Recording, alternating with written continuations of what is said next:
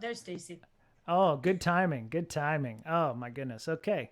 That's Stacey. Hey everybody. It's Brian Brake, your alliterative host. The other Brian Betcher, my co-host, who y'all have never met yet. If you've been following our Twitch stream, uh, he's all pretty and everything, and he's got his lights on and everything. He is the other third of our podcast. Our third member of the show, Amanda Berlin, is she attended B-Sides Huntsville this weekend, which is a security conference for folks who are not into infosec. We have a ton of conferences all over the world at any one time. Every weekend you will find a conference, and B-Sides Huntsville is one of the first that I think has actually gone back to more of an in-person type environment. So she went down there and had a good time. So we're going to get a report from her next week on that. Took her kids, so that was pretty awesome. Uh, the other two members that you see here is Shannon Noonan and Stacey Cameron, and we're going to be talking to them tonight about some automation and some other topics of interest that we'll go over. So, Mr. Betcher. So those of you who listen to the podcast, I'm going to ask Mr. Betcher how his week was. How was your week, Mr. Betcher? Good, good. So, yeah, we had a little bit of a concern over the events going on near the eastern part of Europe. And so Yeah. we've just been, checking the threat intel, making sure that hacktivism doesn't affect us, because Very cool. we've had reports that there's a lot of funding going into that. So Yeah. I guess on both sides. So we just want to make sure that our interests in that area of the world are safe, Okay. from a Very nice. Very nice. uptime and all that. Okay. So for those of you who know me from what's been going on the last week, yesterday we did Sunflower Con, of course. Thank you all for following along and watching all of our excellent speakers. Our mega panel with hacks. We had hacks for pancakes on yesterday, sir, Mr. Betcher. We had Oh, wow. Jake. We had Jake Williams, Malware Jake. We had lawyer Liz came on at one point. Liz Wharton. We had Bryson Bort from Scythe and Grimm. We talked about all kinds of stuff, and we did not shy away from talking about the geopolitical instability in Ukraine and Russia.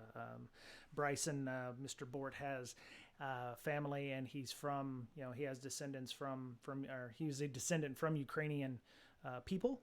So he was very passionate about his viewpoints, and you could definitely tell he came from a place of anger. So, but he was spot on with a lot of his analysis. So we did 5 hours, and you can actually watch it on our Twitch stream here.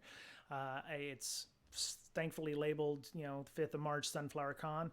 We did raise funds for novaukraine.org. If you are interested, you can still give money to that. We didn't actually handle any money there. So if you are interested in helping humanitarian aid and relief for Ukrainians abroad and who've been displaced because of the incursion from Russia, please feel free to give novaukraine.org. I will make sure that we put that up on the slide somewhere at some point. So, Shannon, Stacey, how are you? I'm wonderful. How are you? Not. I'm. As I was telling Shannon before I started yesterday's conference, I wasn't sure everything was going to work right, and so after 5 hours of doing this, I can do 2 hours standing on my head now. So having more people, having all these folks on, and I'm very glad that y'all were able to come and join us today and talk about the topics we're going to be talking about this week. So. So for our audio podcasters, I'm going to pull the curtain back a little bit. I'm going to need to have a little pause here so that I can then reintroduce you. I'm still working on this because this is going to be the first official audio podcast on Twitch. So give me a moment here, and I'll be able to splice in the right parts of the audio. So. Hello, everybody. Hey, audio podcast listeners. Do not adjust your earballs. This is Brian and Mr. Betcher for Breaking Down Security. It's fun. It's fun, isn't it? What you're not seeing if you're normal audio podcast listeners, this is our first podcast where we're actually Twitch streaming. So for those of you who are listening to us on audio, you can follow us at twitch.tv/BrakeSec. And we have, I have been twitching. I've been twitching? Twitch streaming. I don't want to see that. Nobody wants to see the twitching. So one thing Twitch tells you is you've got to make your hours up so that you can do things and have special events and get badges and things. And so starting last Sunday, so this is like the first full week of Twitch streaming. So I've been trying to do at least an hour a day talking about news or specific topics or anything like that. So this is the first podcast that is our one and only deliverable that's been around for the last 8 years. And what's that? 8? Wow. Yeah, 2014 to 2022.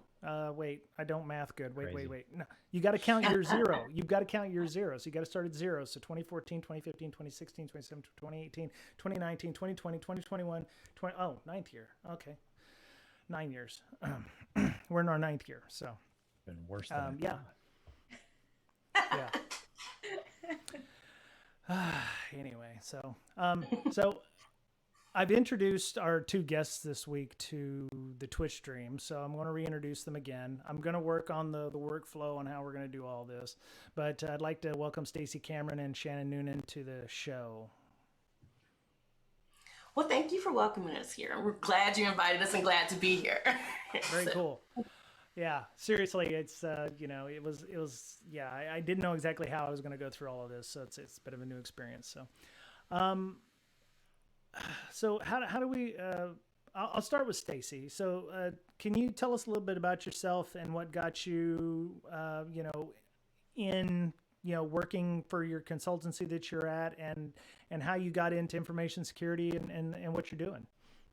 Okay, yeah, that's a loaded question because I've been around for just a little bit, but okay. I will give you the Cliff Notes version. Awesome. But yeah, so my background is in computer science. So I started off even before I went to college as a programmer. And then sort of translating that, by the time I graduated college, decided to no longer program and went more into IT. But ended up working with a lot of the business side and the programmers. Just because I had that knowledge. So it was very easy to communicate with that. And then probably I would say sometime around 2006 or so, the compliance regulations within the federal government, at that time I was supporting the Navy, they started really focusing on the security requirements. And a lot of places didn't understand how to do them or implement them, myself included, because I didn't know what they were talking about at the time. Mm-hmm. But just a little bit of research and just sort of really loving the security aspects of it, but having that background of being that system admin, that integration tester, that computer scientist, having that technical background to combine with applying the security standards was really helpful and really communicating so people could do it. So I just started finding a love for the security part of it. And then I went to private sector and then back to the government and then back to private sector. And then now Shannon and I own QoS Consulting Solutions. So it's just sort of morphed into really focusing on cybersecurity.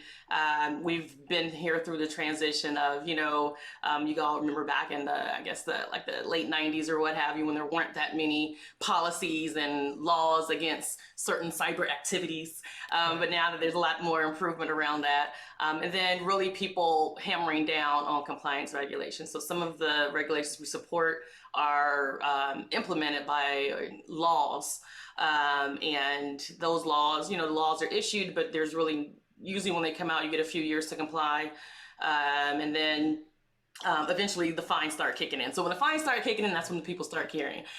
So that's sort of where we come in to make sure and help our clients or what have you. So I really enjoy it. It's interesting because compliance is, often seen as a dirty word, but it's a dirty word I enjoy to use and try to help our clients with. So. Right. Okay. Shannon, how about yourself?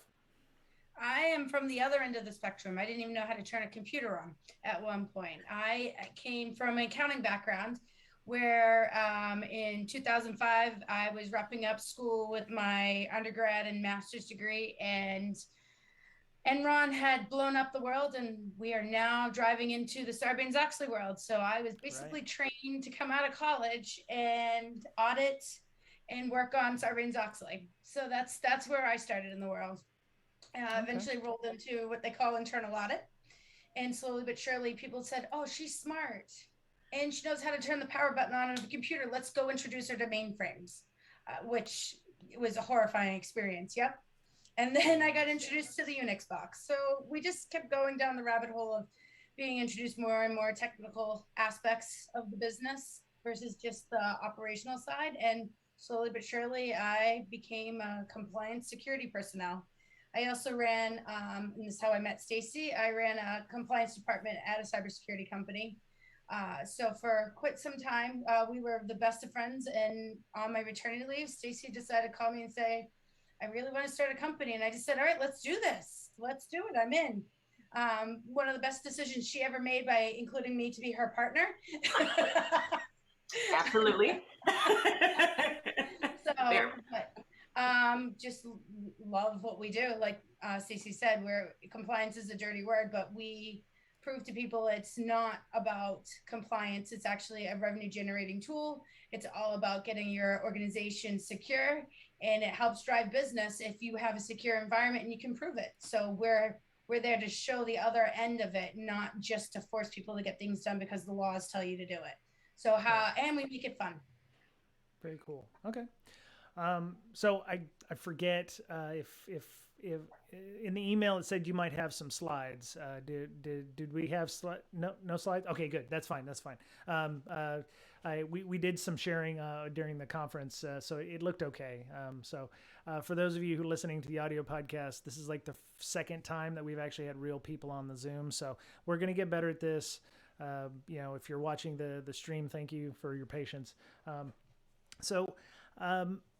One of the things that so the reason I met Shannon is because we had a mutual friend who one reached out to me and said, "Hey, you should talk to this lady Shannon.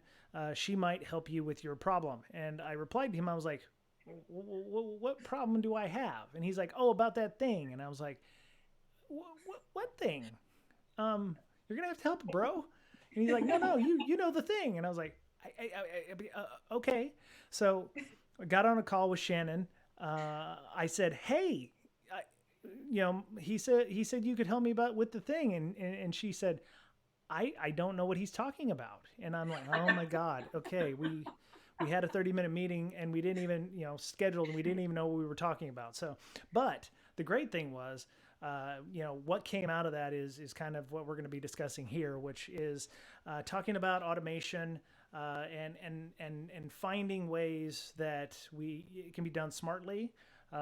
We've got some news articles that I tend to pull up, which I will post in the chat for those of you watching the stream, so you can help follow along. But we also have some other items of interest, and we'll just kind of vamp a little bit, and hopefully everybody can learn something. And if you have any questions in the stream, please feel free to do so, and we'll pass those questions along. So I'll start with Shannon because it was the question that heard around the world. Are companies not automating enough? This is probably a big question here, but what do they appear to be lacking in terms of for automation?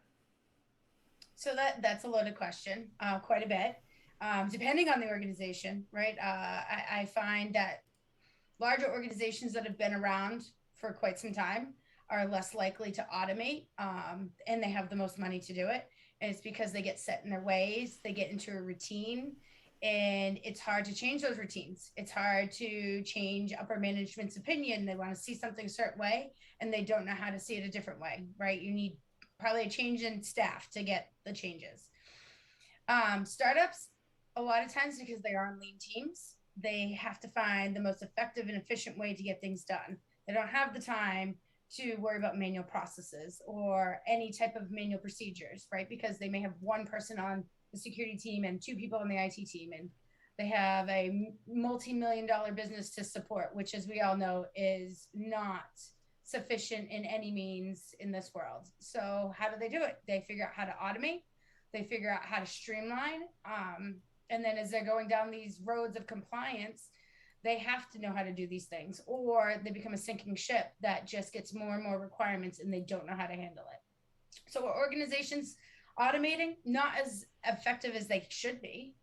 But it's also because they don't have the ability to do it, they don't have the knowledge, or they don't have the want. Okay. Stacey, same question. Do you have any thoughts or anything to add to that? Any insights?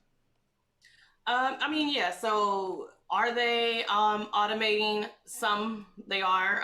Some are not. What are they automating is another question. Have they done it correctly? Um, a lot of from a compliance standpoint, it's all about understanding your boundary and what's in scope and making sure your automation covers everything. Because what happens is in the benefit of working, when you're working with advisors and auditors or advisors who have been auditors, is we'll look at things from an audit perspective, right? So if you're doing something, is it all inclusive of your entire scope of your entire boundary? Because you want to be able to say, hey, we're doing this. Yeah, but what about, 75% of your environment that you're not doing this with? You still have to account for that. So you don't want to semi-automate something. You want to make sure if you're doing automation that you're scoping your entire environment. So sometimes you'll see people start working in automation there, and then there's others that just don't really understand or understand what they're doing, or viewing compliance as more of a checkbox. So automation can help. Automation, we always recommend that you should use automation, because what happens is you get these compliance requirements. They're going to change periodically, whether it's every couple of years, depending on the standards that you're working with. And it's going to add on, it's going to tack time onto your resources, right? So typically you have your resource, you have engineering resources, you have operational resources, you have some of your business resources. You have positions that are already in place, and these people are already overtaxed with what they're doing, right? So now you have these compliance requirements, and they may not be done efficiently or optimally because you're lacking automation. So your question is, are we seeing it? I'm starting to see it a little bit more. But it would benefit organizations if they would really embrace it, and then really understand. They just don't really understand areas that they can embrace it, and they just they're just going with it. Okay, so let's back up a little bit. The term automation. When I heard the term automation, people were using it, and I thought it was just, okay, this is just some new term that people are throwing around, right? It's just what they're doing, but they're throwing a new word at it. So the first time I had to actually learn what the word automation was in an interview. I was interviewing, and they said, well, have you done automation? And I'm like, so what is automation? And they told me what it was, all right, in their words. And I thought, well, that's just programming. I've been doing programming for 15 years, right? It's just another word for programming, right? So I remember when I was a kid, they had these books where it was called Choose Your Own Adventure. You would read some of the book, right? And then you, as the reader, get to make a decision, right? You get to either go, I don't know, open the box or give it to a friend or whatever, right? So then you would skip on to page 200 or whatever if you chose one, and 100 and something if you chose the other, right? I never really liked those books because they were so short, right? So you spend $1.50 or $2 on this book, and you only read like for maybe 20 minutes or something like that. So, but the idea was that you get to make these decisions throughout the book. And so that's kind of the way I see sort of automation in that sense, except that the decisions that you make are very small. So the book is read for you, and then you get to make those little decisions here and there, to have the program, the program, the automation sequence, do those tasks for you in between. All right. So am I way off base? And also, um, how do you automate GRC? That's crazy. I'll tell everyone that you're not way off base. And now they've sort of automated those books now, right? So that you'll see them on YouTube Right. or streaming services. So now you have those options, right? But Or you used to roll the dice to figure out what the thing is, and now in board games or whatnot, and now you have all the games online, right? So all the dice, all the math is done for you, right? Yep. Absolutely. I always tell people, and I'll just start before Shannon jumps in, but you're never going to be able to fully automate compliance. And I like to put that out there because unfortunately, I've seen a lot of vendors market as such. And a lot of times it's just marketing is not in touch with engineering. And they'll market the product, and Shannon and I have experienced firsthand with helping clients calm down their customers who were sold something that was told them they would be 100% compliant. Just do this and you're done. But a product can't do that for you. A service and products can, but just a single product can't do that for you. So it's one of the things that I warn people to caution you when you're talking about automation. And I really like that you brought up the fact, what does that mean? Are we just talking from a programmatic standpoint? And with your technical controls, absolutely. Those are essentially whether you're using GRC tools, whether you're using other security tools to help you, whether you're using a combination of GRC and security tools so you can automate the GRC process as well as your technical requirements. So there's a lot that goes into it from that standpoint. But like you're saying, and especially if you think from a programming standpoint, if repeatable actions can be automated, right? So you can program something. I always joke with a friend of mine who does automated penetration testing. He essentially just programmed himself. He's like, I was doing this, and now I just wrote code to do it for me. So you can take that from the compliance standpoint when you're talking about automation, but you want to be very specific about when you have compliance, it's policies and procedures as well, so it has that people component. So some of those people elements where you're having, where you need to do something based on metrics, or you need to do something on reports, or you have to train others, or you have to worry about the end user. So there's a level, there's a mixed bag, as you can say, of automation, as well as process, and you actually have to sort of boots on the ground and actually get in there and do a little bit of dirty work. But Shannon, I know you have a lot to say on this part. Depending on what the topic is, yes. And I'm not the technical person here. I've never programmed. I don't ever want to program because I would probably program something awful, to be honest with you, and it would blow up. It's not my sweet spot, but understanding business process and repeating a process, right? It's what Six Sigma is. It's what all of these compliance initiatives are teaching you how to streamline and do the same thing over and over again versus trying to recreate the wheel 400 different ways, right? So why are we not able to automate some of those a little bit more, right? We also see in identity management's one of probably the best ones. It's my favorite, right? They had all of this around access where they centralized it. Active Directory managed everything, and then everything went to a SaaS solution, and they didn't have the ability to centralize the way access was managed. Well, now you can't just turn off a switch to turn off access in every single system. So now you're back to having to go into every single system to turn it off again. Well, how do you centralize that and automate it?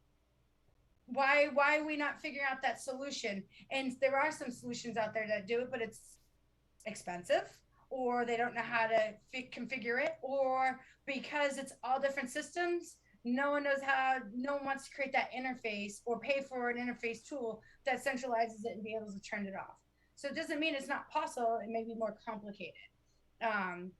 Change management, which I'm guessing we'll probably get a little bit more, is my sweet spot. Why are we not automating some of the change management controls? On the audit side, I'm not talking about on the technical side of testing and deploying and migrating changes into the production, right? I'm talking about the audit side. Why is that not being done more of? And that's because people think it's being done, and it's not.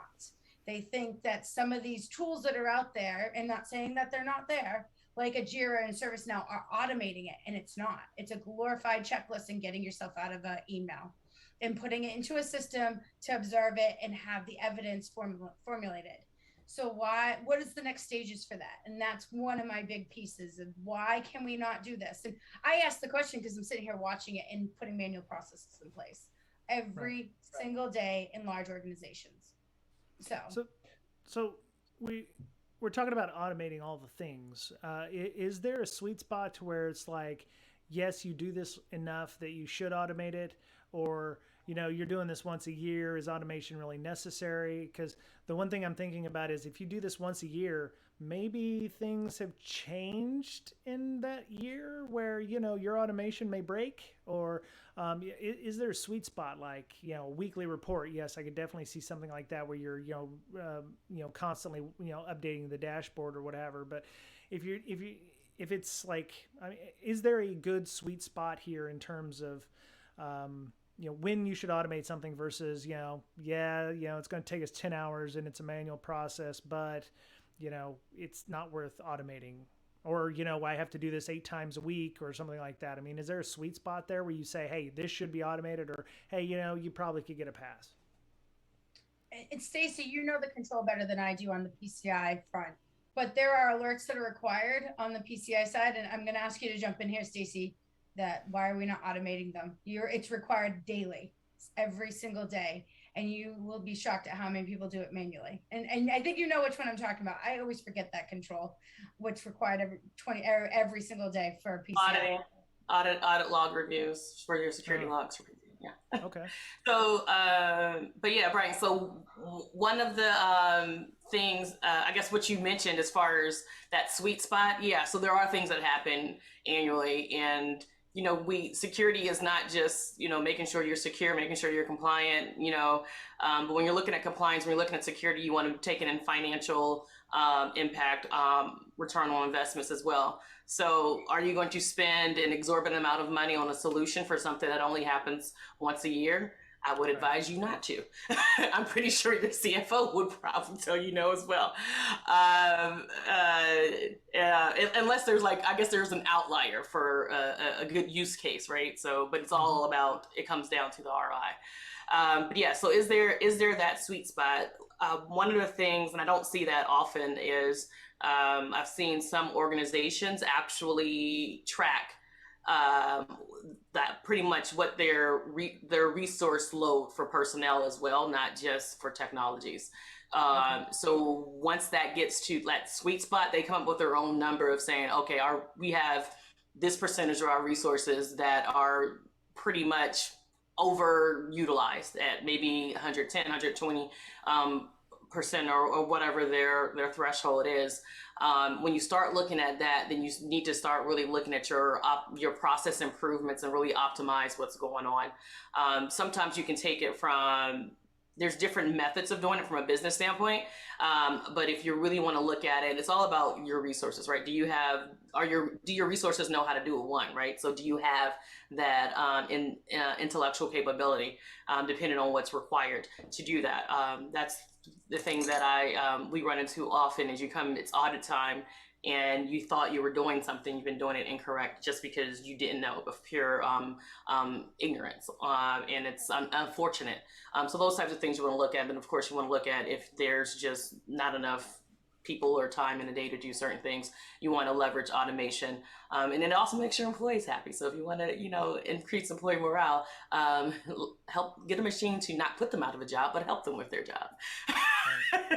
Right. Okay.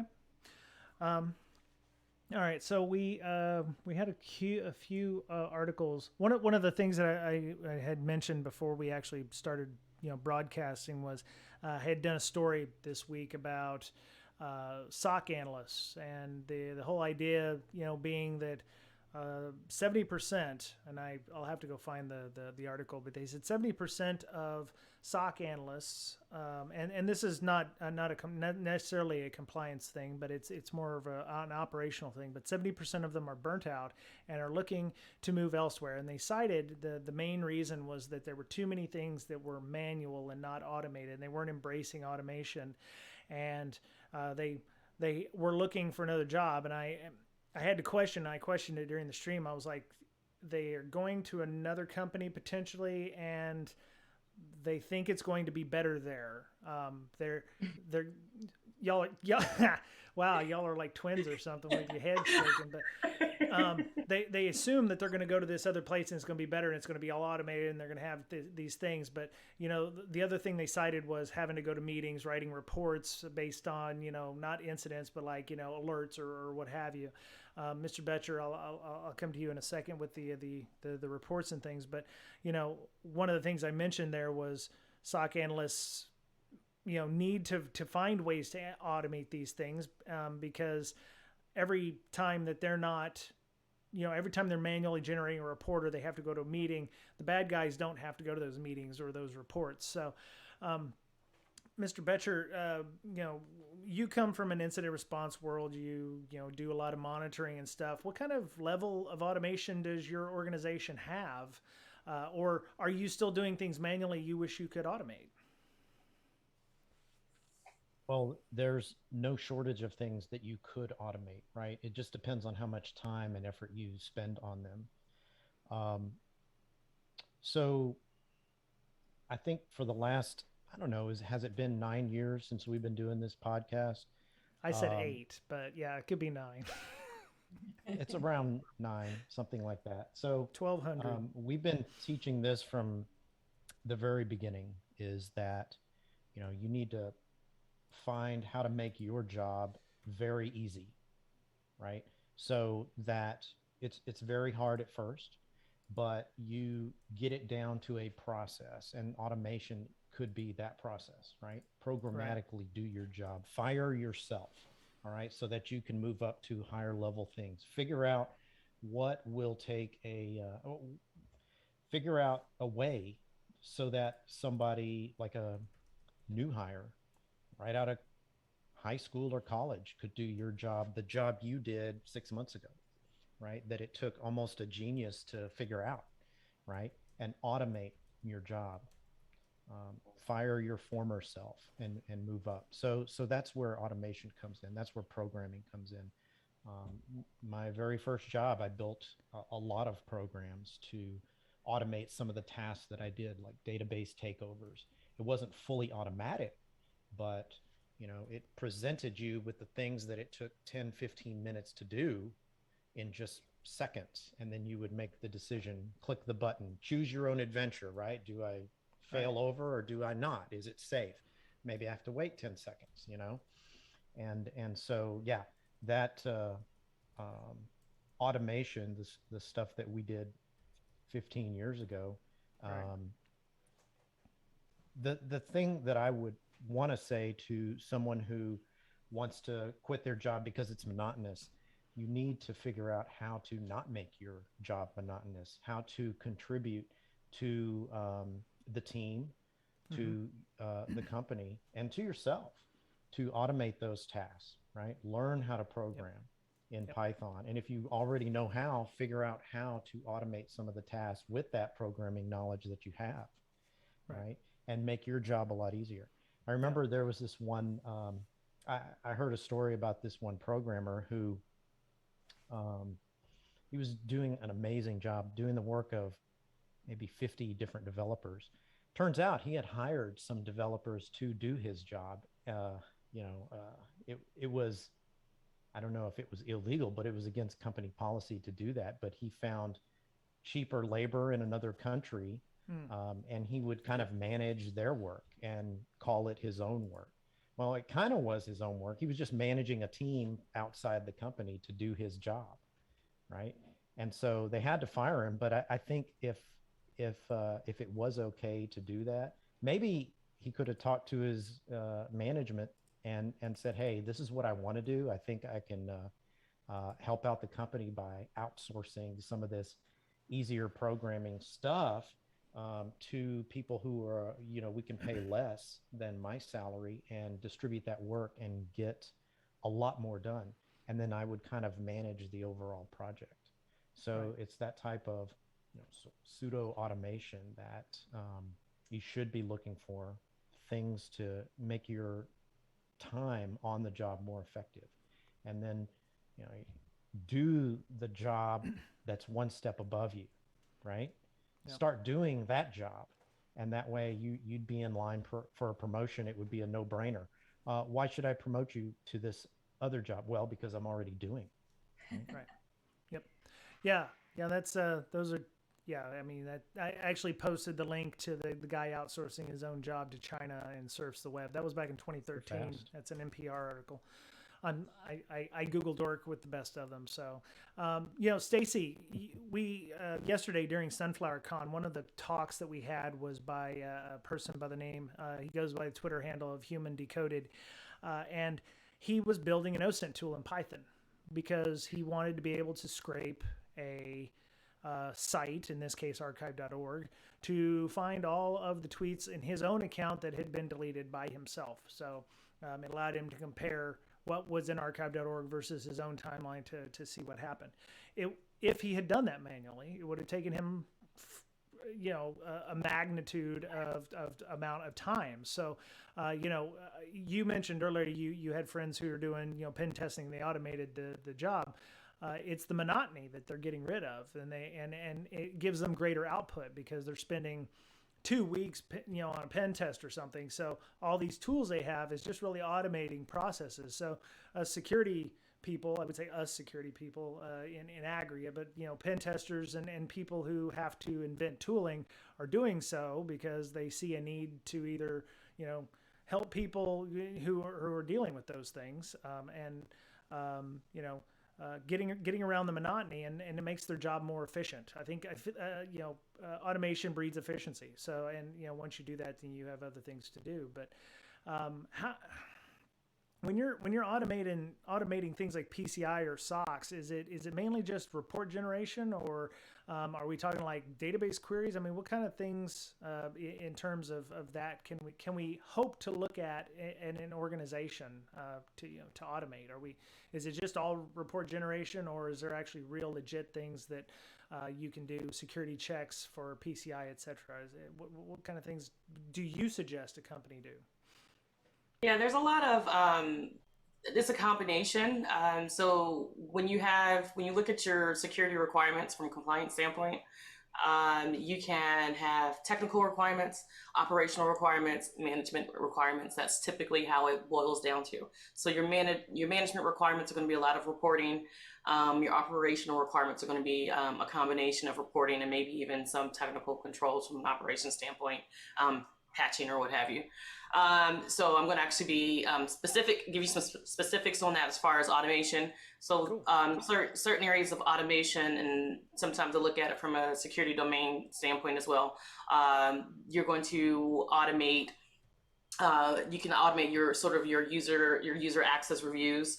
Those types of things can be automated. So most of your compliance standards require you to review user access. If you have a small environment, if you only have 10 users, it's very easy to go in. These are the users. They're doing this is they should have access to these elements. We're done. But if you have larger environments where your organizations have 9,500 or more users, it's not as simple. And then of course you multiply that on whatever applications you have. And even getting back to what Shannon was talking about, some folks have IAM solutions and some of them don't. So your identity and access management is all over the place. You don't want to forget that your SaaS tool bag as well, if it's not incorporated into some IAM solution or identity and access management. Depends on who we're talking to. I want to make sure I spell out acronyms. Right. But yeah. So you can automate some of those things, and that could produce reports from that standpoint.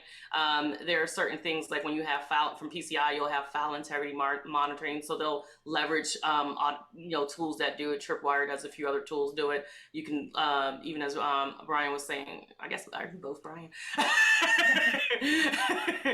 Yeah, you get used to it after a while. Yeah. So I can say Brian said, and you don't know who I'm. Look, I can say Brian said, and I can talk about both of you, right? But that's efficient. You don't even know which one. It's way efficient, yeah. But yeah, so you can sort of have those areas of automation where it's from a technical standpoint, and I guess we're talking about PCI with file integrity monitoring. So you have those, or as Brian was saying, you can script something, and you can script your own file integrity monitoring. So we have people that do it as well. You can do that for you, right? So it's those automated checks. So it's whether it's doing something preventative or detective, depending on the control that you're using.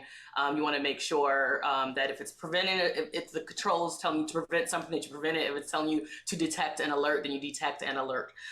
So we always make sure that you walk people through that and make them understand you can detect something, but if it's just going into your system logs, then and it's not alerting anyone, then I'm not really sure your benefit there if nobody's until people go back and check it. So always ask, like, are you alerting? Are you alerting through some mechanism, whether it's SMS or email or phone calls, whatever, however you're doing, how are you alerting, or are you alerting to a dashboard, right? So there's a lot of different things. Is somebody watching said dashboard that you're alerting to? So that can happen within some of your auditing controls. So your automated controls, your change management controls, some of those can be automated.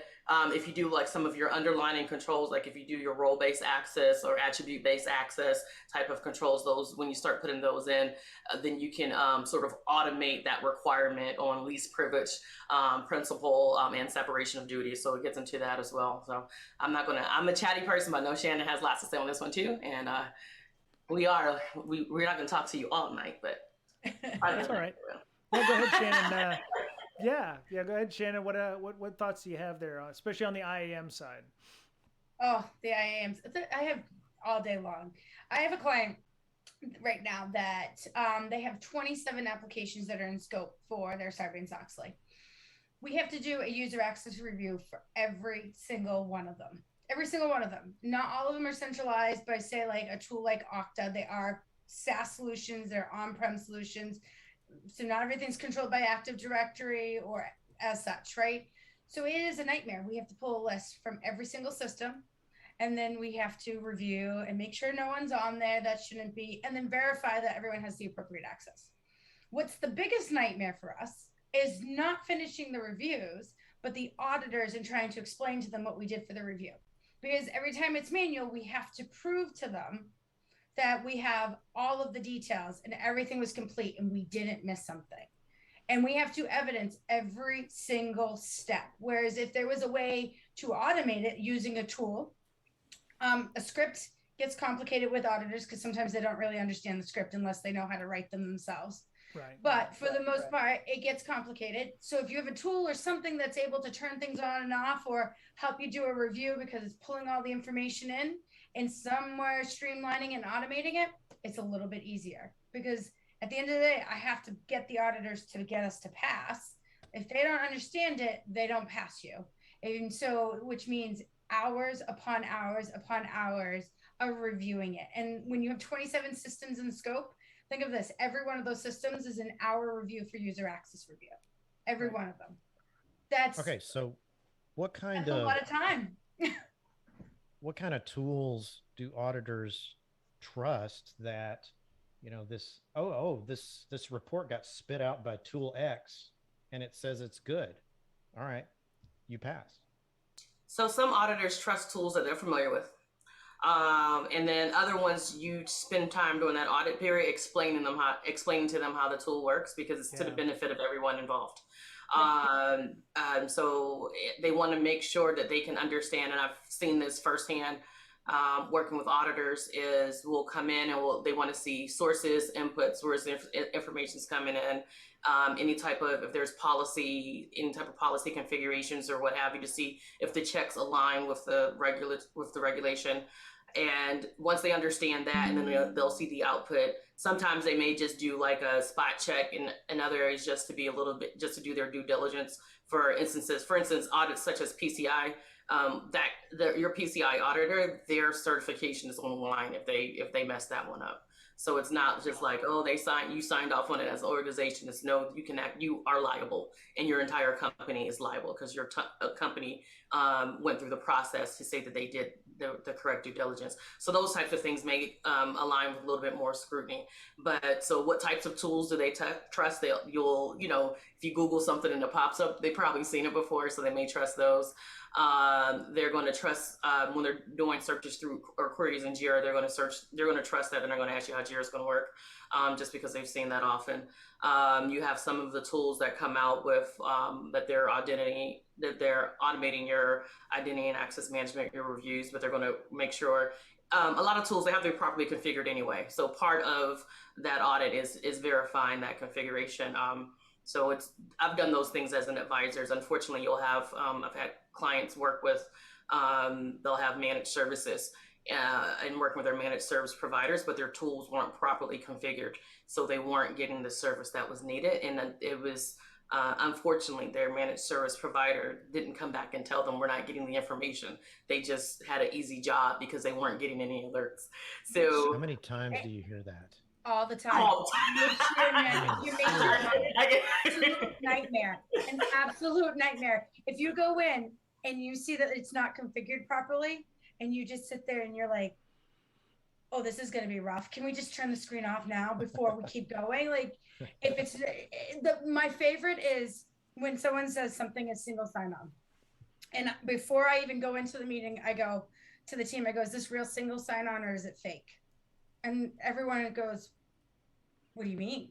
I go, is this a real single sign-on or is it a fake one? I go, are you giving me, to say it's Okta, are you giving me a tile that I can click on that if I'm not technical, I don't understand the fact that I can go into a web browser and log in and still access and change my password outside of all of the password controls? Yeah. Or is it a real one that if I go to the web browser, it's just going to kick me back to my Okta single sign-on or my GCP single sign-on or my Microsoft or any of them, right? And then that's when they go, how did you know that? And I was like, that's what I'm paid to do. I'm paid to find out what you're going to show the auditors so that I can make sure that we don't show them something wrong, so that all of a sudden they're going to say, all right, now give me a list that shows everyone that has single sign-on configured. And we have to prove it. It's not like they're stupid. They have a check the box activity a lot of times, but they know what to ask for and they're getting better at it. They may not understand what they're looking at, but they know how to ask the right question to get to where they need to be, because someone above them is going to tell them that they did something wrong. Right. Okay. The trust but verify, the big answer to your question. Yeah, no, I mean, yeah, the one thing, and they've probably been burnt by this before. They come in and you give them a ream of paper, because that's what me and Mr. Betcher may have been guilty of, just, inundating the auditors with a bunch of paper that they had to look through and waste their time. So they assumed, well, they gave us a ream of paper, so they must be true. Yeah. It's, it works. Sometimes it works. Sometimes it doesn't.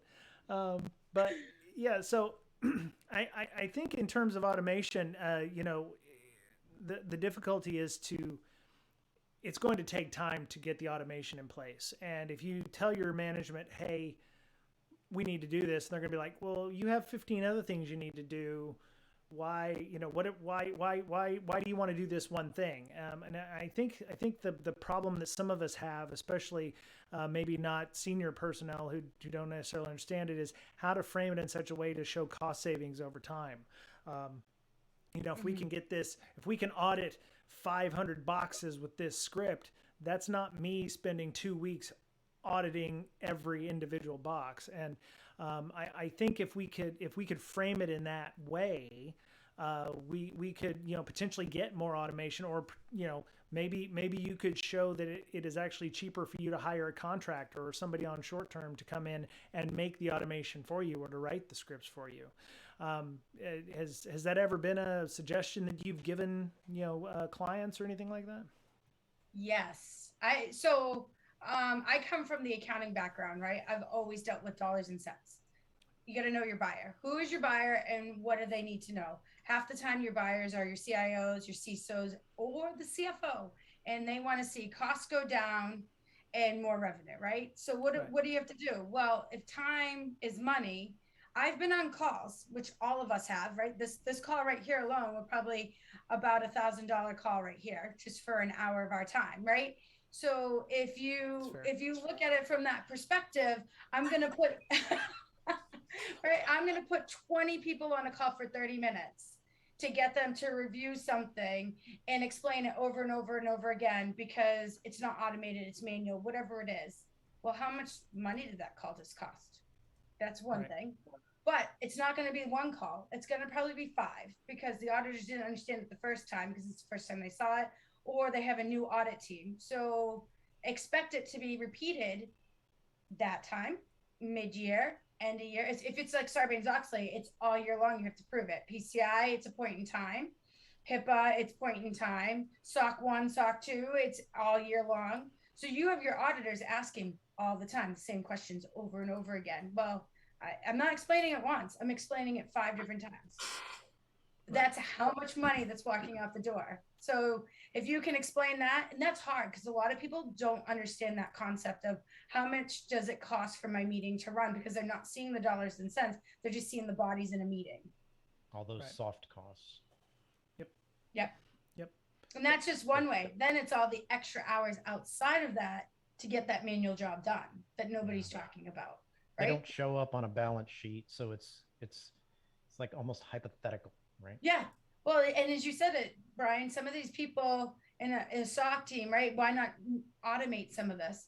Well, they're just so used to doing the routine and getting the job done that they forget to look outside the box and see that there's something else that they could do, because they don't know how to do it any other way. They don't know how to pause it because they're being told, I got to get it done now. I have someone to give it to. I have 5 hours to get it done. It's usually last minute. It's rushed. So it's time and money for them too, because time is money to them, right? So how much time do they have so that they can get to their kids? So if they pause and stop and relook at it, what are they missing out at the end of the day? Is it family? Is it a life outside of work? What is it? So if they're used to doing a routine over and over again, they forget that, well, if I simplify this here, I may have more time over here. They're like, no, I know how to do this. Let me get it done. Now I can get to my life. Right. Right. So, all right, y'all work with some big companies, I'd imagine. How important is communication to the automation process? And I work for a big company. Everybody will know the name if I mentioned it, but because of OPSEC, I don't, mention it on the show, or I won't here in the stream. But a lot of times, people in my group will be working on something and then find out 2 weeks later another group is doing something very similar. And there's wasted time and effort there. So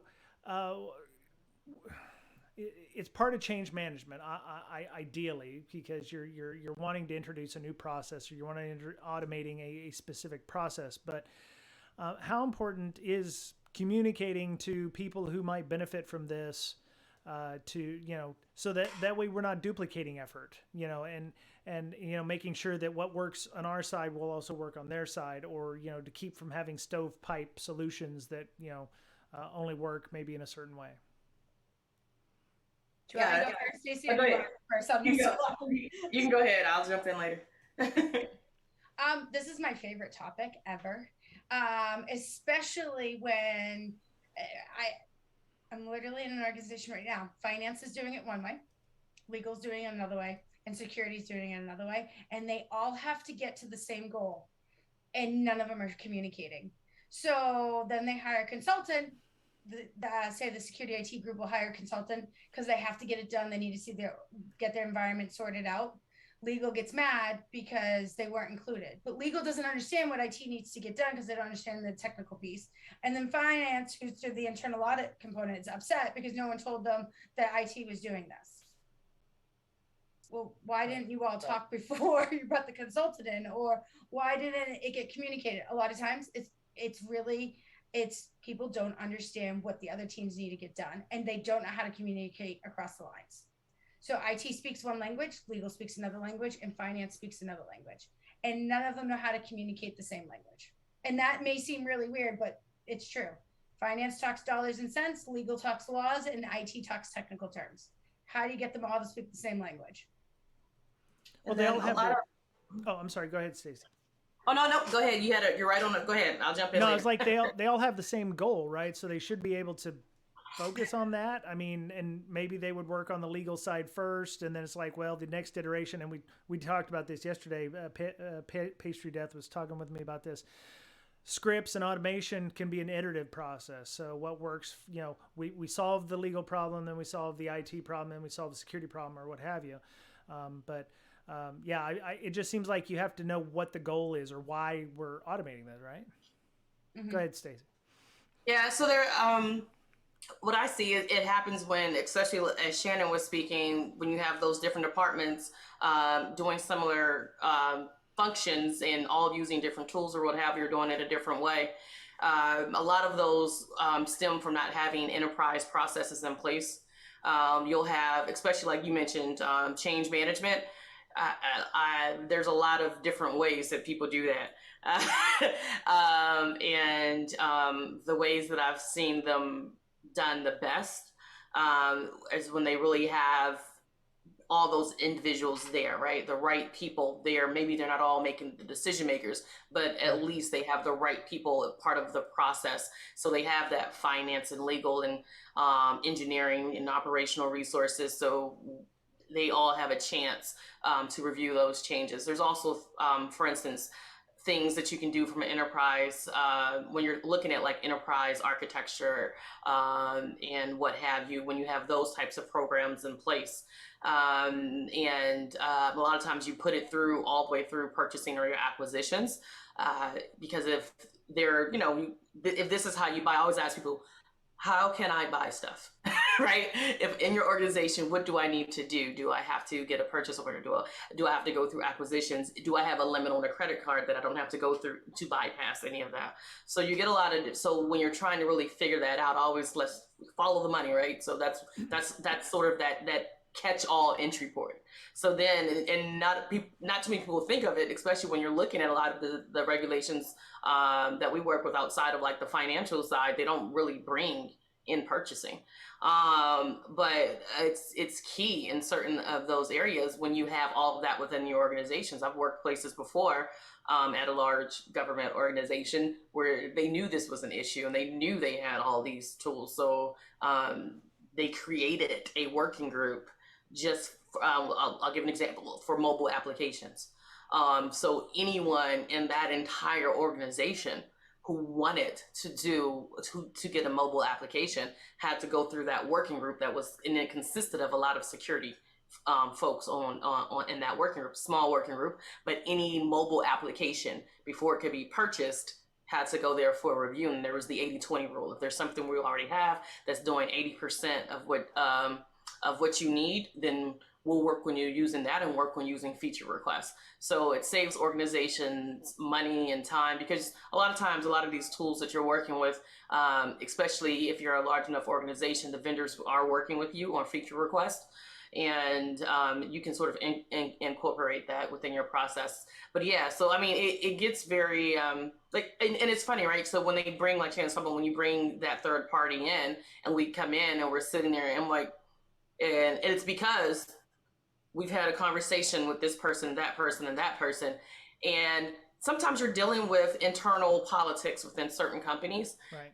And they actually leverage your auditors or assessors or advisors to come in so they're always excited. Oh, yes, we're going to use it. We're going to get on the CIO's calendar. I can never get on his calendar, but I have an auditor here, so I can get on there now. So they'll do that. Or we're going to get on the CFO's calendar as well. And then these people who never talk to me, we say audit, so they have to talk to me. I was doing something for a client before and it wasn't even an audit, but they labeled all the meetings audit.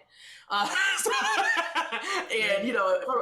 from a compliance person, it just a logic person. It was blowing my mind because I'm very particular in an OCD on some of the word usage. I'm like, we're not auditing, we're assessing, but it's totally okay. I was like, I get it. If they show up for that, like people didn't know what they were coming into. It said audit, so they showed up. So like, if that's how your organization works, sometimes you have to work on that on that as well. So. And not only that, they then take it and say, if we find something, they use that as the platform. Well, see, look, I brought an expert in. I brought the SME in. And you're like, wait, I'm not. They're like, just go with it.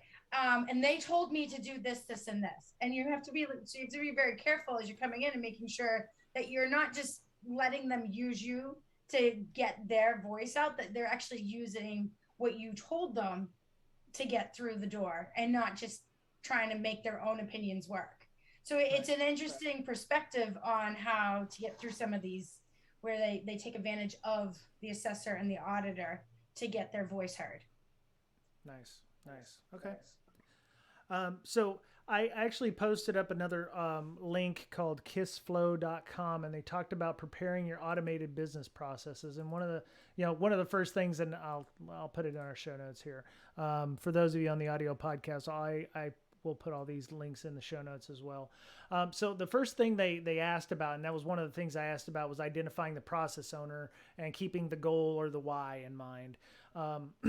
The other thing they mentioned was get the history. Ask the process owner how the workflow was managed in the past. Some of the stuff we've been talking about made me think of my days when I was doing audits for hospitals, and our consulting firm used the CMMI model, 1 to 5, 3 being the baseline where everybody should be, where it's like, this is they have a process, it's documented, and it's easily repeatable by anybody.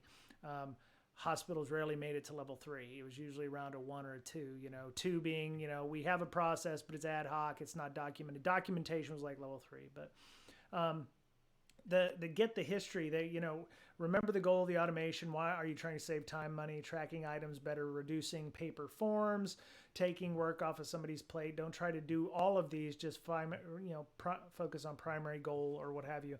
But ask the process owner how this workflow was managed in the past.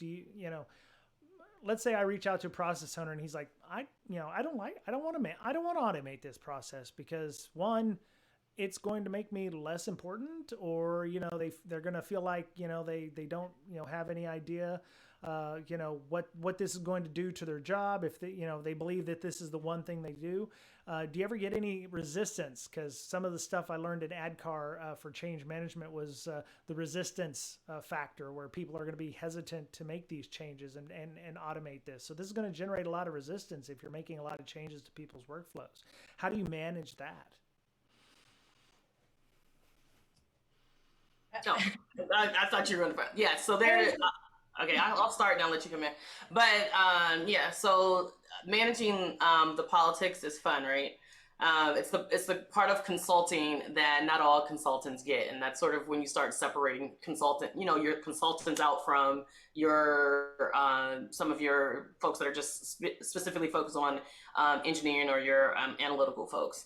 But it's necessary because it's just is within certain organizations. So when they come in, and one of the things we like to do, and we're talking about definitely, when you're identifying the process owner, when you're getting your history and looking at the workflow, it's understanding how they're currently doing things, and come in and reassuring them that we're not trying to turn upside down what you're doing, but we're trying to optimize and add efficiencies. And the best way to do something like that is really have them work with you for the process. These are actually some of the more fun, I'll say, engagements that I enjoy, when I can come in and, we're in person a lot, we'll whiteboard it together. So we come into the conference room, you bring in the relevant parties, and you really leverage their ideals. And it's a tactic that I use when it's almost like it's their ideal. And their suggestion that this is the better way to do this current task. And someone has to manage the process. Someone has to implement the process. Someone has to make sure that it is still ongoing. So when you really show we're not working you out of a job, we're actually making you more efficient with your job, and actually allowing you to even expand and grow, because you're adding this automation. It's explaining it to them as well. So sometimes you're gonna work with different personalities, but when you really make it a team effort, then it's not someone came in and didn't like how I did my job, and decided to change it and said, this is what you're going to do. That rarely works. So it's more of a let's work together, and it's a teaching moment. So we teach as well as assess. So if I can teach you a better way, once I understand your current method, I haven't had the resistance from that. That's good. I'd imagine, the they'll have different work to do. They'll still have to maintain the process. They'll still have to, make sure that the reports are good, that the automation, generates reports that make sense, or have to tweak things. So that, it does make sense that, I worry about, those folks that just don't want to do that because, maybe they don't like being told what to do, or,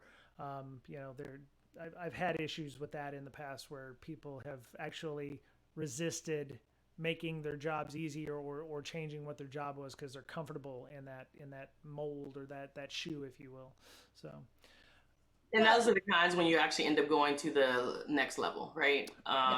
So a lot of times we're coming in, we may be working with the VPs and the C levels, or what have you. And then asking them to assign a leader for said task. And then now, so that's when you kind of leverage those relationships that you've built with that party.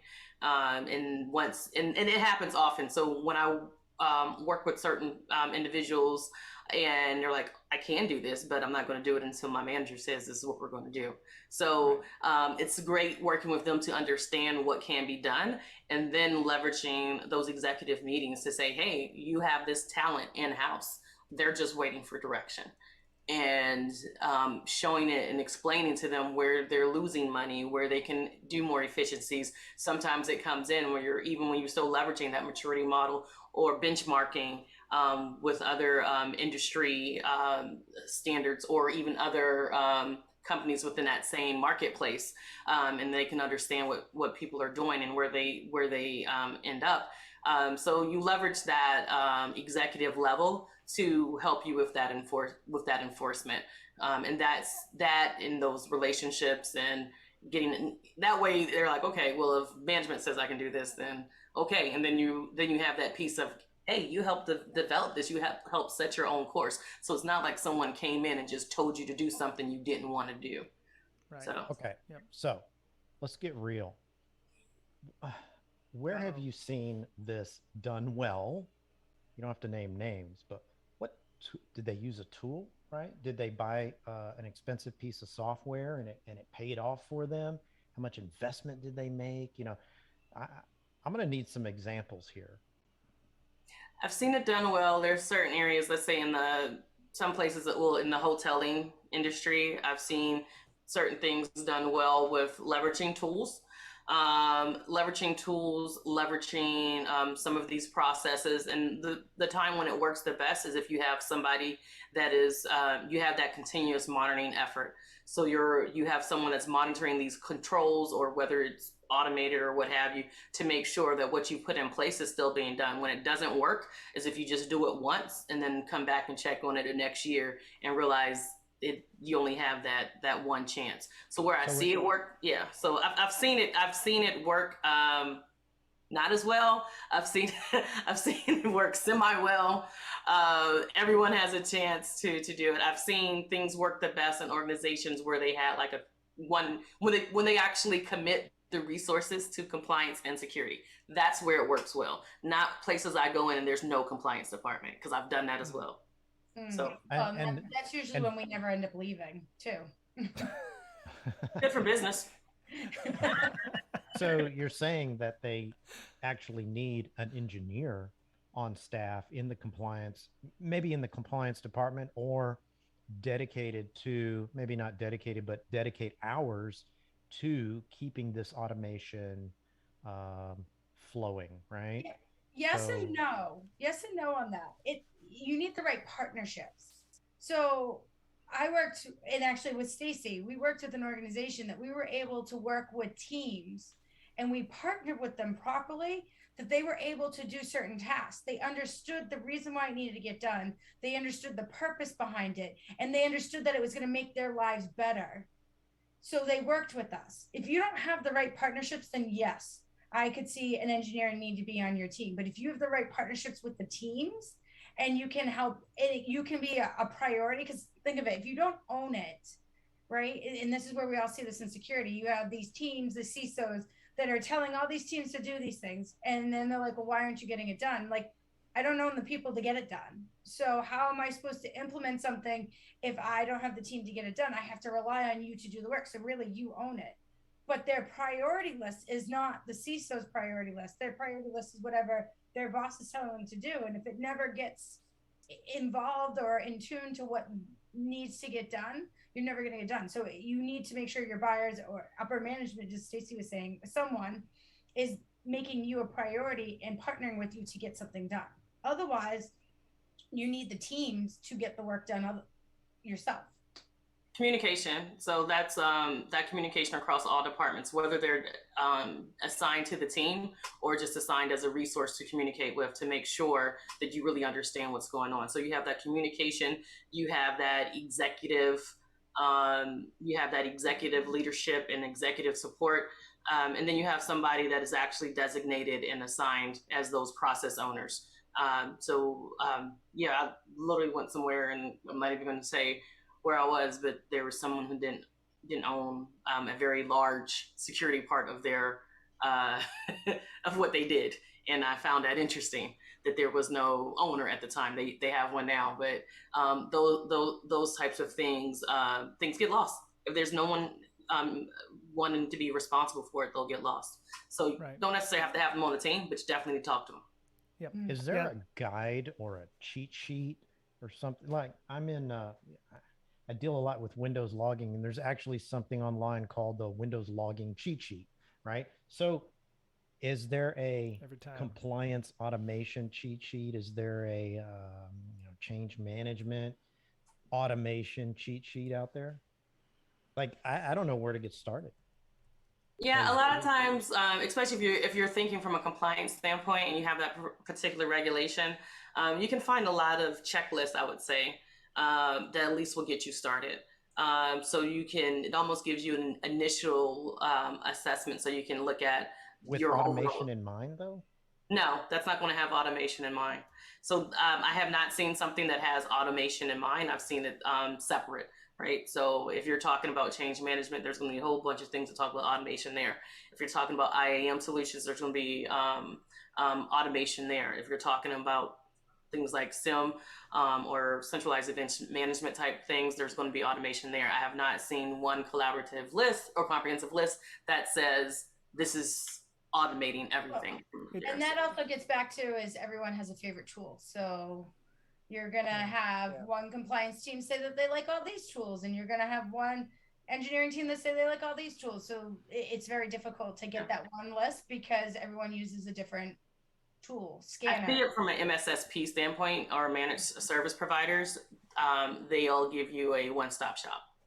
Yep. It's the solution is going to be fairly bespoke, right? Every group is going to have their own way of doing something, unless you're leveraging some kind of automation platform that everybody uses. But it would seem to me it'd be a very bespoke kind of solution depending on what your company is, and every company is going to be different, I would imagine. So yeah, well, it would seem then, if that's the case, that it might be worth it to get someone on staff that may be good at automation or has done it in the past, and you hire them, maybe even a contractor for 6 months or whatnot, right, to come in and figure out all the processes that you have on your GRC team, and just let them go and automate as much as they can, right?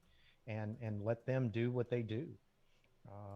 Might be money well spent, because if they start automating half of the work that's out there, and you can just choose your own adventure, well, I'm making the choices, but all the reading, all the time, right, in between the beginning and the end of the chapter is all like takes a second, right? And so I think it might be money well spent, depending on your organization, to hire a consultant or somebody that's good at automation, that's good at assessing what you might find valuable in repeatable tasks. Absolutely. I agree. I agree with that. We got developers and security people are kings of automating things. We talked about this earlier. We don't want to have to type commands in continuously. So no, we're efficient workers. We're not lazy. We're not lazy. There's a difference.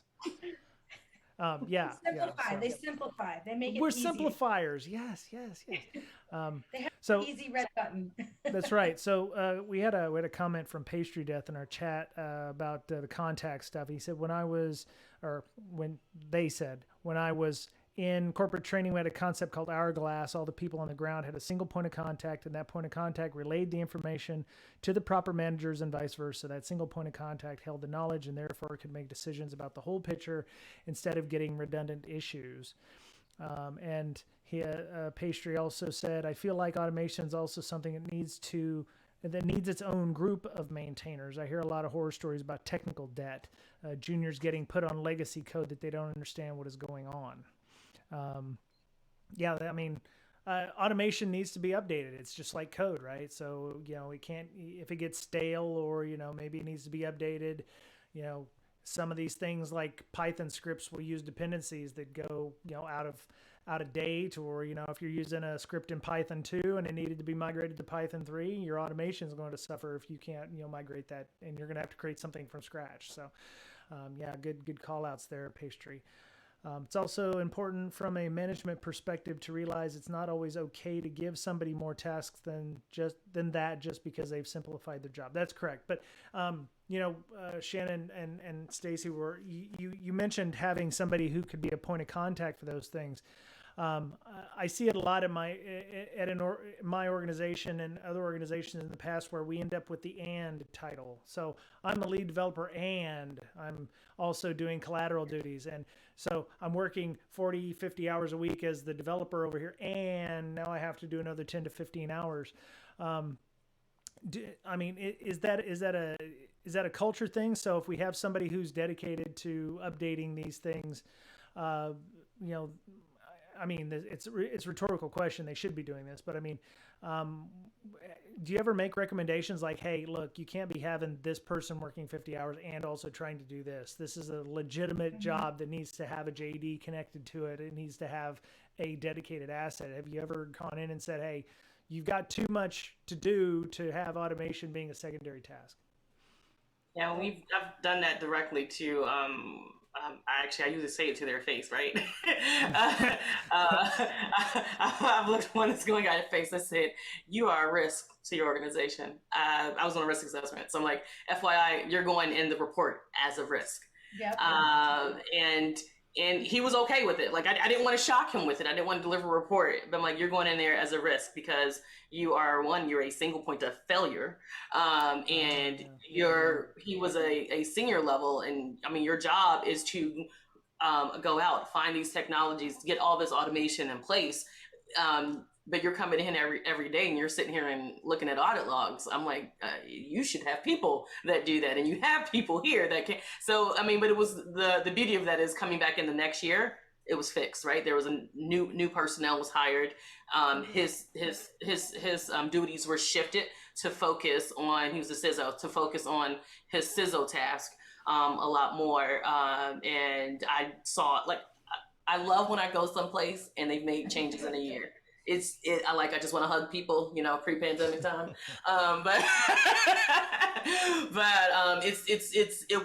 It was a beauty for that. So coming in the next year, I'll give you credit for, yes, you are doing these things. This says something about your organization. It says that your organization has management is listening, management is actively working. So you're reducing your overall risk within your organization because you're actually managing it. So, if you have, everyone has risk. If you don't manage them, then as an organization, you're higher risk than someone who has those same risks, but they are managing them.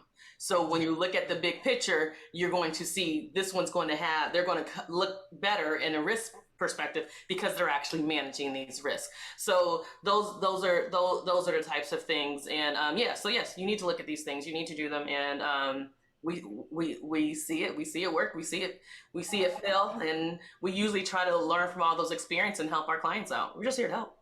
Right. Well, as Stacey's saying, the big areas we see this is when we come in and do a risk assessment for the company. And we're looking at risk assessment identifies people. My favorite is when we do business continuity disaster recovery. And you start saying, all right, so who are your key points of failure? And if this were to go down, is anyone able to support you if you can't get to it? And they're like, no, I'm the only person that knows how to do this. Immediately, it highlights the gap and the risk that's associated. And you just sit there and say, so is management ready to hear the fact that this is not going to work if all of a sudden something goes wrong? But those are like the two big areas that we see it, as well as other gap assessments that we do. But it's amazing how many times we come across it. Right. Yeah. Yeah.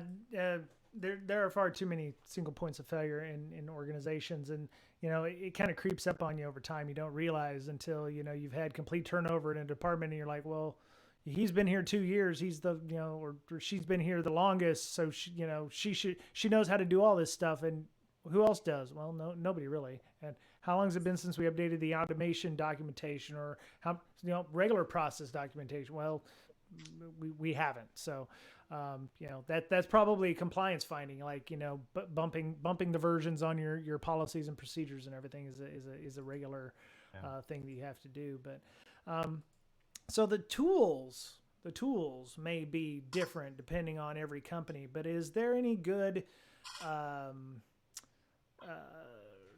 way or any good format that you've ever seen the documentation for processes or automation? Because one of the 8 things they say here in the list is you should document the process or the workflow, and when you're gathering the data about the unautomated process, when you're diagramming the workflow, is there any good, is it better to be visual? Is it better to have just a sheet of paper with words on it? What works best for people? Know your audience. Know your audience? Okay. Know your audience. I've seen people that, granted, no one really likes to read a document. They usually like flowcharts, because if you're working with developers, they want to see the flow. They want to understand the flow. Right. They don't want to read a bunch of words. They want the guidance, and they want to be told what to do, and they want to understand the flow. Whereas you get your business process owners, and they don't understand those diagrams. They get confused, and they're like, why is there all, what's going on? What are these boxes? What's going on here? They like the words. So who's your audience, and who are you trying to communicate with? And sometimes having both actually is beneficial, because I was going to say both. Yep. Both, because you have, as we said this, you have multiple teams you're communicating with. Well, what's the language that they need to speak? And how do you centralize it and simplify it? Well, sometimes it ends up being both, because you've got to get the message and communication across multiple layers. Yeah, whatever you do, just make sure you have a central repository where all the documentation is going. That's the one that I see is critical. For instance, especially if people are using like Confluence and Jira or whatever wikis that you're using, it's a good tool, because if I have a new person that's starting, we were talking about this a little earlier. They jump in, they're creating a new, we'll say widget. They're creating a new widget. They go into the widget creation page, and it tells me, I love if they've decided what languages that we're going to use, or if we're going to use this for this. This is the process. This is how we're going to comment and code or what have you. And this is the whole workflow that we're going to do. So they have that. My thing is making sure whatever you document, as Shannon was saying, know your audits, make it usable. And unfortunately, when you work with auditors, you don't always get that piece. They just want to see things from an audit standpoint. But the thing is, when you make the documentation usable, the auditors can use that same information. But if you ask them, they're not going to tell you that. So you want to make sure that whatever you're doing, it's usable. If I have a team that's just working with widgets, then I only need this wiki for my widget team. Auditors, you can just combine, like you said, we gave them all the information. You can combine the information and they can get it. But you want to focus, when you're focused on documentation, it needs to be in a usable format. So if it's a process, an overarching management process where, your engineering team doesn't need to get to the details of it, then you can write it as such. But then, they have that repository where everything is, and you can use as a reference, from someone that was doing things. I would go in and search our policies. How do we do this? What is our stance on VPNs? If you're managing a VPN solution, you want to make sure that you can just go and easily look up that information. So, so short, sweet, to the point is the best way to do it. Confusing auditor, sure, give them long refrigeration. but Kitchen sink can make your life miserable. I feel but then just know that bad. they're going to ask you questions. If they read it, they're going to ask you questions, and now you have to go read the document you gave them. Well, see, if I have it in 8-point font, then it will take them forever to read it. And They'll zoom right in. It's printouts no longer exist. They zoom right in. that's true. And the best is when someone takes a generic policy that doesn't meet what they're doing, and they give it to the auditors, and then the auditors go, so your password policy says that you're going to have 8 characters, alphanumeric, but you're configured to have 8, and this is not happening, 6 characters and only numbers. Why are you not meeting your policy? And they're like, crap, did anyone read this before we get to the auditors? My favorite was going and auditing hospitals, and I'd be like, well, we need an incident response plan. And they're like, oh, that's not in that. Let me get back to you and give it a couple days. And I was like, look, you don't have the document. You can't give me a document in 2 days and have the actual active date being yesterday. So they implemented it overnight. Did they? See, the problem was I was coming in to do the pre-audit. I was not the actual auditor. I was the guy coming in to help them, but they always treated me like I was the enemy. And I was like, look, I'm just trying to help you find what work you need to do.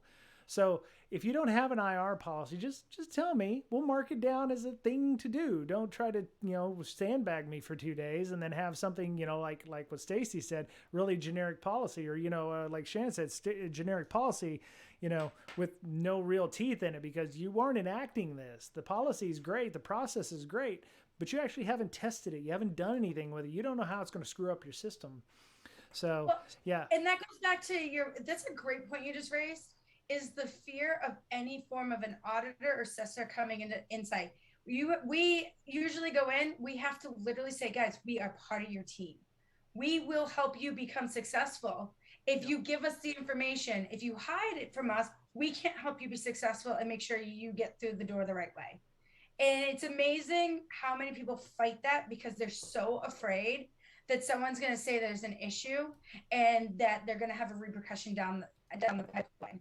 So it's that top-down approach of how do you communicate to them and get them to understand that you're part of the team and you're going to make them successful versus that you're just going to highlight all of their flaws. Yep. I usually start with the first statement come in. So I'm not your auditor this time. I'm on your side. We're on the same team. Matter of fact, we're going to help your audit be easier, but you have to tell me everything. That's right.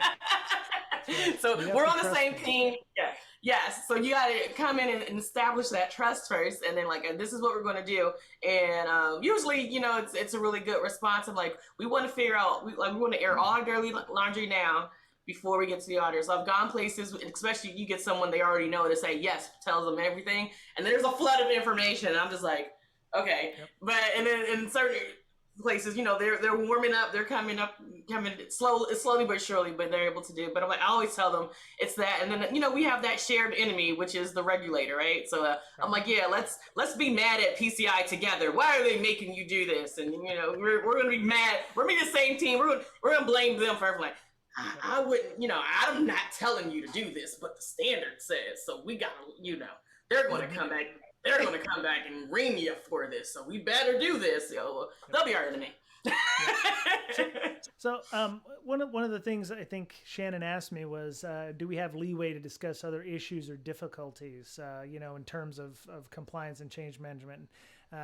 Your discussion there with the 8 characters and the upper lower number special and some of the issues that we've had with PCI, Mr. Betcher and myself, have been something legendary. I actually think PCI hopefully is moving in the right direction on this, but do you ever, from a compliance point of view, worry that compliance is lower than actual security? Because that our thoughts, well, at least my thoughts were, I don't know, Mr. Betcher can echo this, was I always strived for higher than compliance, because compliance is like here, damn you, overlay, and then security's up here. So PCI is 8 characters, upper lower number special, and it's no, we should be doing better than that. We should get rid of the 8 character thing. Just make it, an absolute minimum, but we should encourage our users to be secure, not to be compliant. Do either of you have thoughts on this? I'll start with Stacey. You are speaking my language now. Okay, so Yeah. no.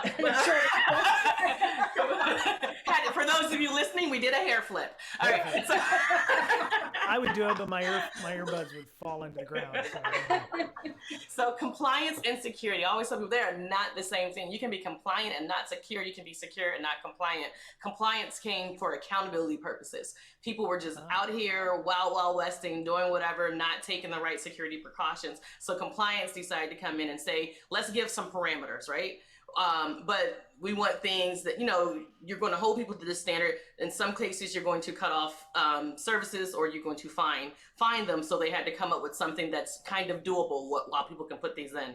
And what a lot of people forget, or what they don't notice, is most of your compliance regulations, they add that risk assessment piece, right? And that risk assessment piece gets glazed over so many times that people don't understand how important that is. That risk assessment piece is the piece that, if you do it correctly, will let you know where or which areas from that compliance framework do you turn it up a notch, right? So, the majority of your information may be confidential or sensitive, or you have a lot of different systems or what have you, and you're saying this password required, this minimum is just not going to cut it. Or research has come out and now your compliance standards are outdated. So you need to make those corrections from a security standpoint. Always tell people, if you're going to be more secure, but it is different than your compliance requirement, then you should be okay, because that's what they want you to do. But there are certain standards where it's like, it's got to be done this, or it's wrong. And if it's wrong, you're not compliant, you're not going to get this. So those are the ones where you really have to look at carefully. Case in point, perfect example of from the federal side, you have to use, for encryption, you're using FIPS 140-2. So a lot of people were using OpenSSL. It had its FIPS accreditation or validation, and then there was an update. Well, the update wasn't validated, but it was improved, and it was the more secure version to use.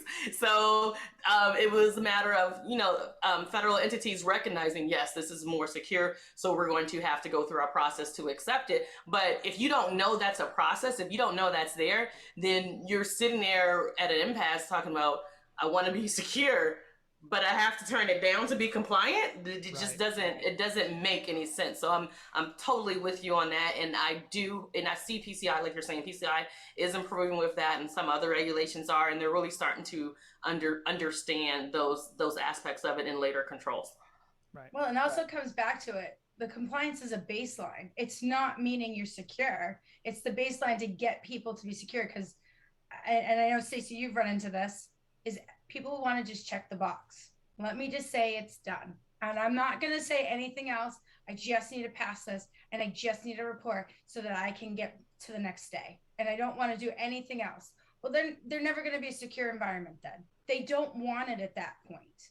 So if you can't get them to get beyond it and beyond a checkbox activity, you're never going to see anything else anyway. So it's all about how you educate them and get to understand how do you get to a secure environment so that you can be compliant at the same time.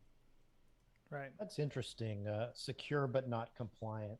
Just looking at the password. I mean, I'm sure there's lots of examples, but just look at the passwords for example. If I say, well, you can have anything. You don't have to have a number. You don't have to have a special. You don't have to have uppercase. Just 20 characters.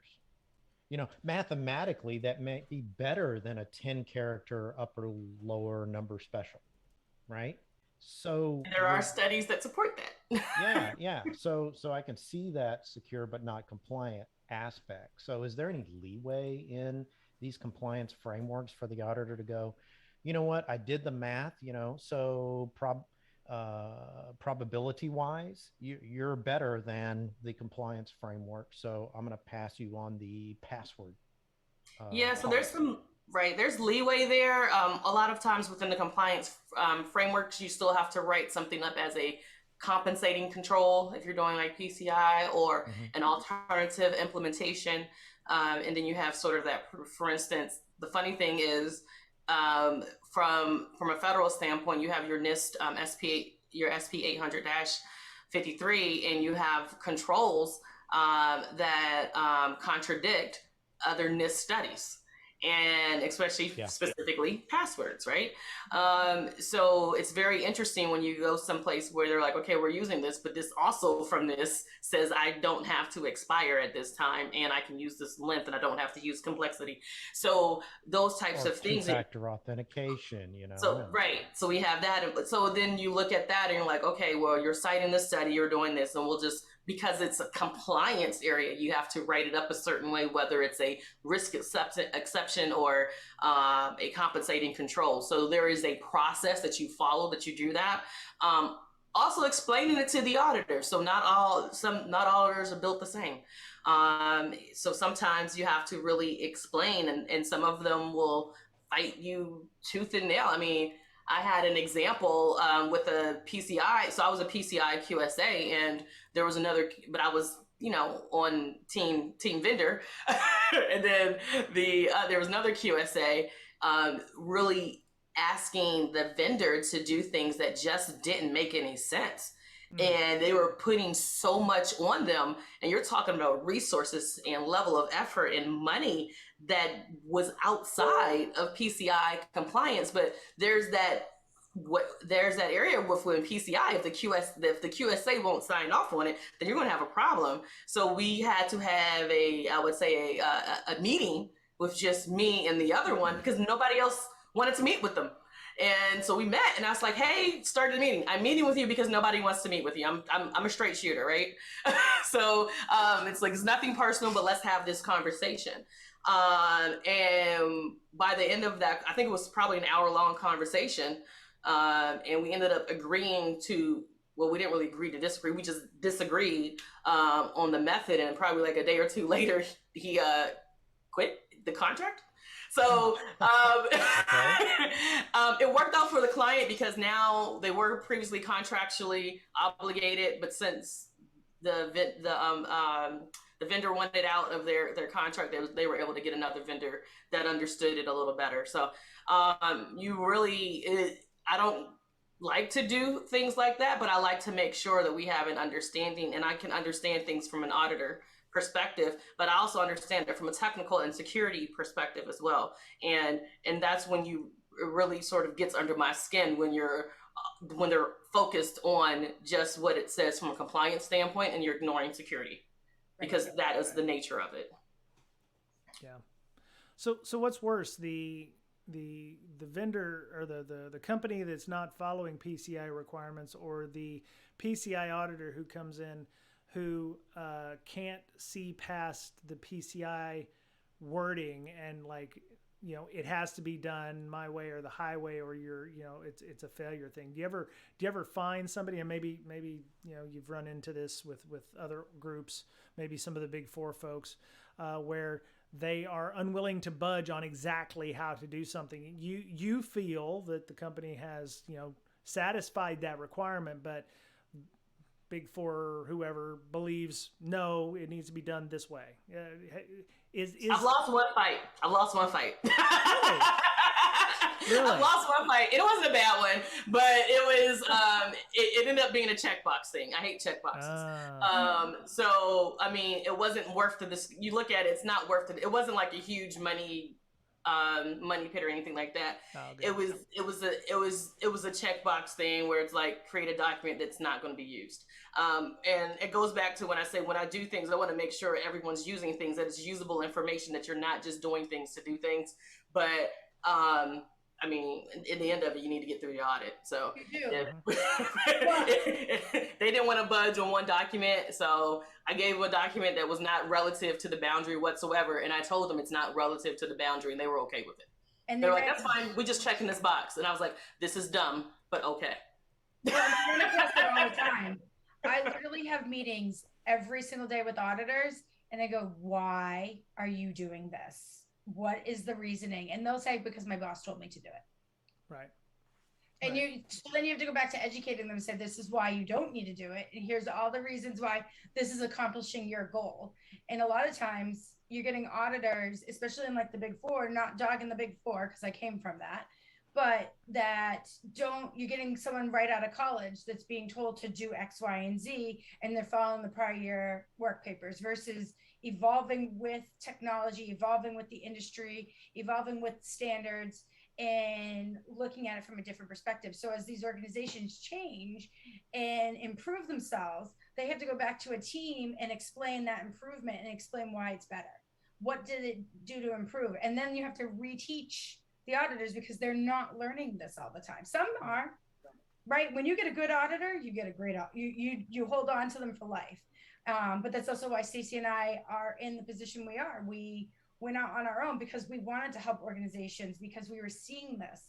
And we knew that organizations needed this help because they are living in a world where they have to reteach, re-explain, and they need someone to simplify it for them to get through the auditors. And sometimes they just don't even know how to speak to the auditor. Right. Yep. And sometimes the auditors, they mean well. They're just trying to get things done a certain way, but it's that communication, right? You're coming to an environment that if it's your first time, once you become the repeat auditor, you kind of understand the environment. But if it's your first time coming in there, you just don't understand. And there's not enough time within an audit period to understand some of these very extremely complex systems. So that's why we're able to come in and sort of help out. We can speak the auditor talk and we can translate. And you say they asked for this. I'm like, well, this is what they're talking and this is what you do.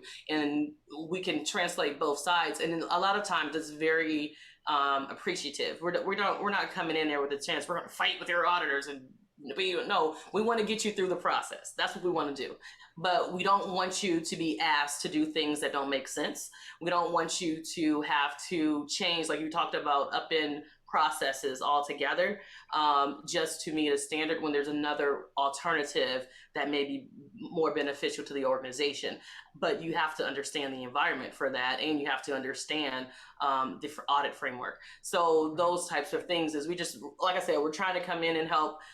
We don't mind discussing things with auditors. Sometimes you get someone that's new, and they appreciate that it's all about how you approach it. We're not going to come in like we know more than you or what have you, or we don't want you going against what your boss told you to do.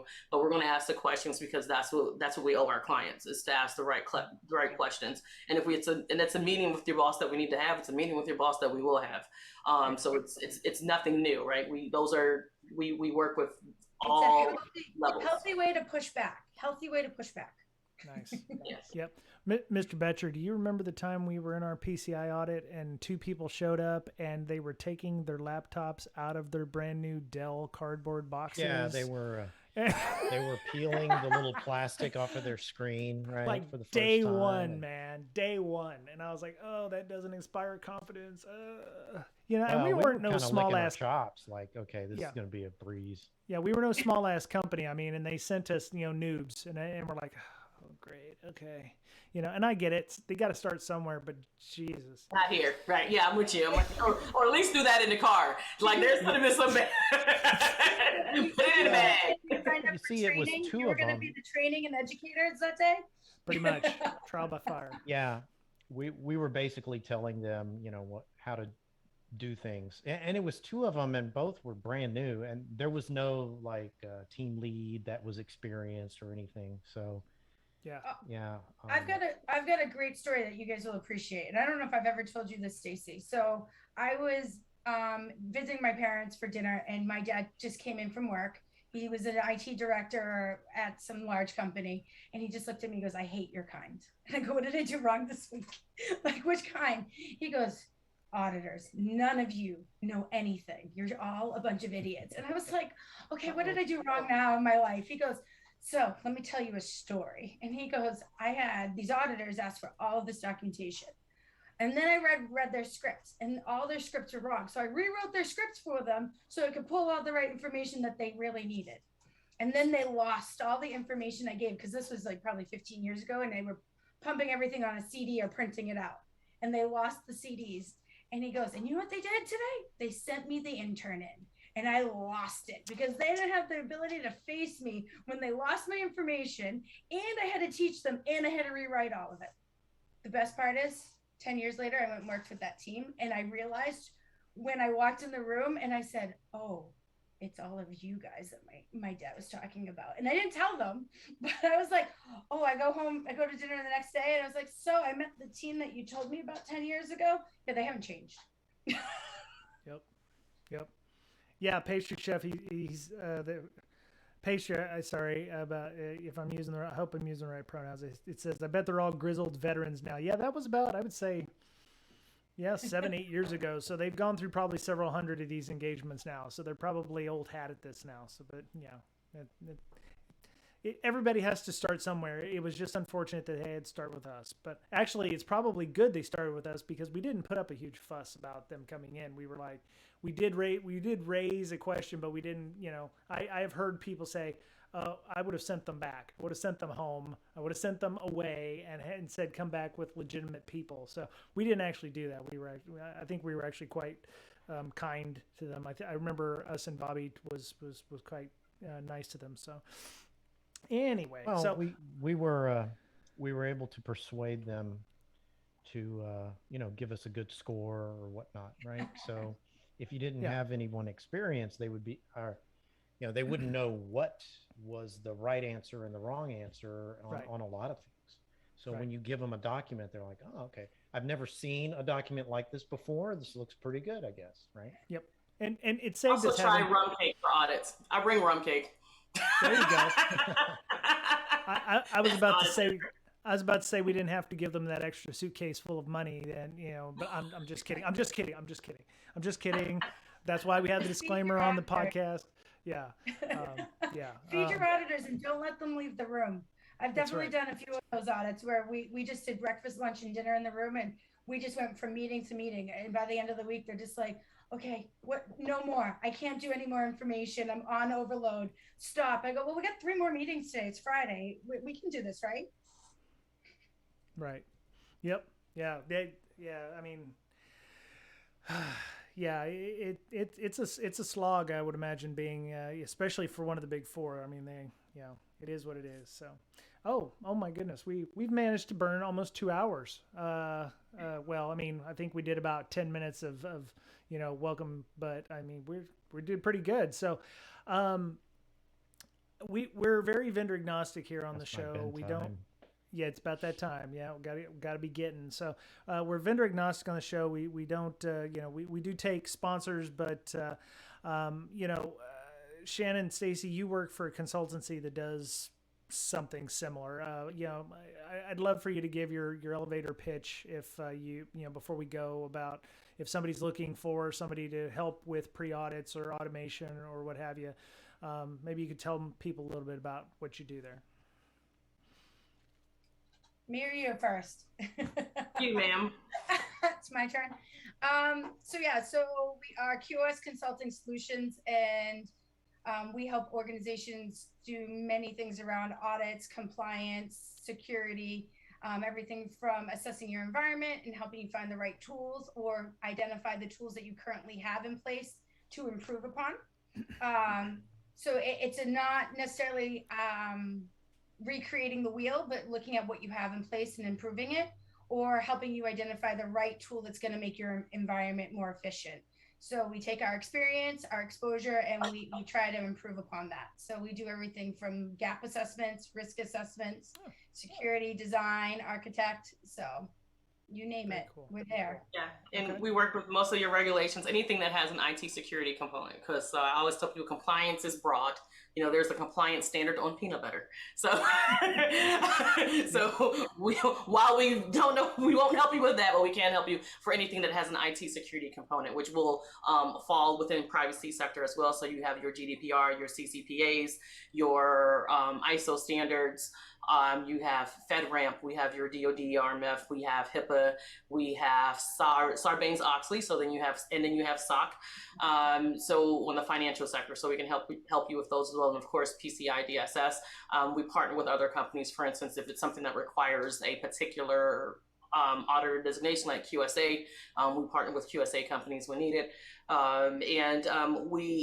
Everything that we do, we can also train your organization on as well. So a lot of times what we'll do is bring people in for like staff augmentation. And it allows the organization to work within their own growth plan, right? So they can have, part-time staff that comes in just to do these functions that you're not seeing that's needed on a day-to-day basis. So just sort of do it as needed. It allows you to budget while you figure out what you want to do from a compliance standpoint. And then whenever you bring your new staff in, they work alongside our folks that have been there, and they're able to sort of come up to speed and just really train them on the organization. And then there's other organizations that reorg, and you'll get an engineer, and then now this engineer is going to be compliance or something like that or what have you, and they're still learning. Maybe they're learning GRC. We've had clients come in and say, can you help us? We now have a GRC team. Can you help our GRC program? So we will help build out information security programs as well. So yes, so we can help a lot of different aspects. And again, we're here to help. We want to have a little fun with it. We don't want compliance to be the dirty word, but we also want it to work with security. So while compliance and security are not the same, they should go hand in hand. They should work together. Right on. Okay. You can tell she communicates for a living. I'm over here going like, yeah. You can do the hair flip now. I've been here for 15 years at least, so I understand GDPR, FedRAMP, all of those. The DITS cap, DICAP stuff used to be my bag, so I definitely understand. So you can also check them out at www.qosconsultingsolutions.com. I put a link in the stream chat, and I'll put it in the show notes as well. And your Twitter handle, I believe, is. Let me scroll up in the Zoom chat. Now I Solutions QOS is on Twitter. Right. So okay, and both of you are on LinkedIn as well. So there. And ourselves, yep. Cool. Yeah. Well, I know people who aren't. Yeah, I found y'all on LinkedIn because I put a post in LinkedIn. I was like, hey, we're going live. We're going to be talking to Shannon and Stacey. So boom. So yeah. Cool. Yeah. Thank you both for coming today. We're gonna finish up the show. If you want to hang around, that's fine. If you want to, drop off, that's fine too. But thank you both for your time. We'd love to have you both back on. And about anything, if you come up with a blog post or you have some interesting more stories from the trenches, we'd love to have you on because Twitch is Twitch, and there's a lot of folks out there that would love to hear some Schadenfreude about. Thank God that's not my company. Well, thank you, Ryans, plural, for having us. This has been really great. Sure. Yeah. Awesome. No problem. Thank you very much. Excellent. Glad All right. we have that mutual friend that told us we need to talk about that thing. Hey, yeah, you know what? I'm glad he did that. And, if he ever decides to vague post me again, I will, I'll make sure I'll just reach out to you directly and just, go with it. So, yeah. There's a Lauryn Hill song that can go along with that as well. There you go. Right on. All right. So, Mr. Betcher, tell us a little bit about how people can find you and what you do with LogMD. What do I do with LogMD? Well, I wrote a program that helps you figure out how to do Windows logging better. I'm sure there's some compliance requirements around that, right? To record the stuff and the things, right. And it also helps you with proving, like for example, if you get ransomware, HIPAA says that unless you can prove that you didn't lose any data, then that's a breach, right? So it helps you to do those things, right? So that will put you in a better position when it comes to compliance.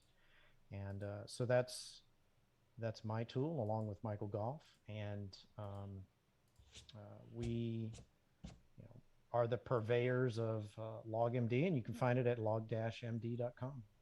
Excellent. All right. And of course, everybody's been seeing your Twitter handle going across the screen on Twitter or on Twitch. So you're Betcherpwned, BOETTCHERPWNED. Miss Berlin, who will be back hopefully next weekend. I'd like to do a show with her next weekend, even though we'll probably use this as a 1 and a 2-parter, just to get her into the Twitch and to introduce her to the world. You can find her at InfoSister, INFOSYSTIR.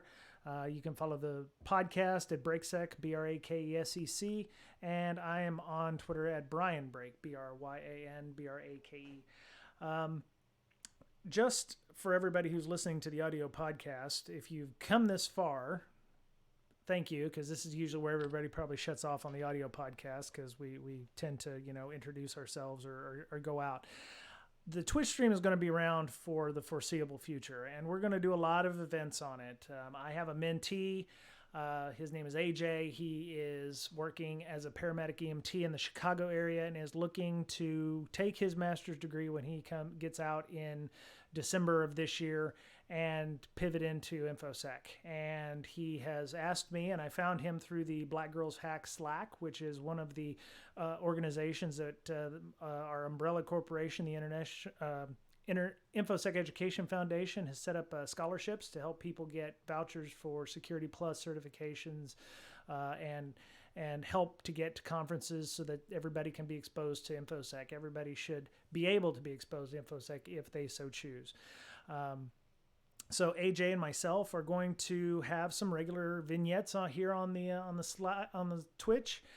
Going through Try Hack Me, we're going to go through some of the Burp Suite Academy stuff. One of our content creators, Wimmery, is already doing some of those on her own channel. If you go to twitch.tv/Wimmery, WHIMMERY, you can go and check out what she's been doing over there. She also does some gaming, like most Twitch folk, but she also does Burp Suite Academy stuff. And so we're going to go through some Try Hack Me. We're gonna, we're going to get some skills. We're going to up skills. So if you are interested in doing some Try Hack Me or Pen Tester Labs or Vuln Hub or anything, if you have an idea on things that we can do on here, CTFs, over the wire, under the wire stuff, if you want to do those old school war games, if you just want to sit around and do regex golf, like what Mr. Betcher showed me, alf.nu, I think is alf.nu, which is regex golf.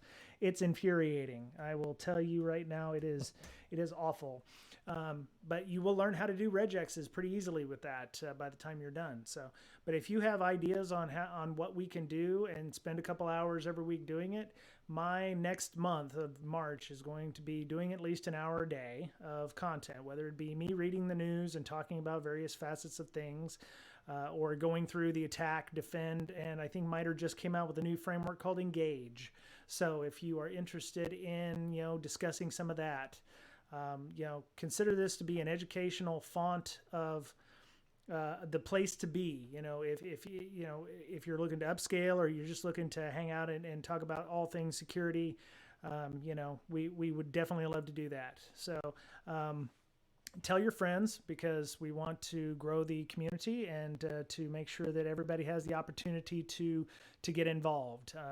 And we're looking to expand our relationship with Black Girls Hack, if at all possible, and with other groups that are infosec related or security related, or DevOps and programming and PM related. So we're definitely pushing. We're definitely pushing an education agenda here, which seems to be in short supply on Twitch. A lot of it is, talking about gaming and esports. There's really not a lot here going on with education-wise for security. So we're definitely very niche, but we hope to have some fun doing it too. So tell your friends, push us out on all your social media platforms. Listen to the podcast. Tell your people about the podcast. Upvote us on Apple Podcasts, Google Play, elsewhere, and LinkedIn, because we sometimes neglect LinkedIn. But we really appreciate the help, and we just hit affiliate status because of yesterday's Sunflower Con, which I don't know is how big a deal that is. I actually have to read more into it. But it sounds like we'll be somewhat self-sustaining with all of the revenue that we get from this. So do appreciate everybody for helping out with that. We do thank our Patreon donors, the tip jar that you see on the crawl. If you go to BrakeSec.com/BDS Patreon, you can help donate some money to the tip jar, which will go to just maintenance and upkeep, the Zoom we use, domain hosting, libsyn for distribution, and, helping out, just time and effort of me and Mr. Betcher and Ms. Berlin and all of our moderators in our Slack, making community work and making everything work. So hope you'll find time to make some love there, either by,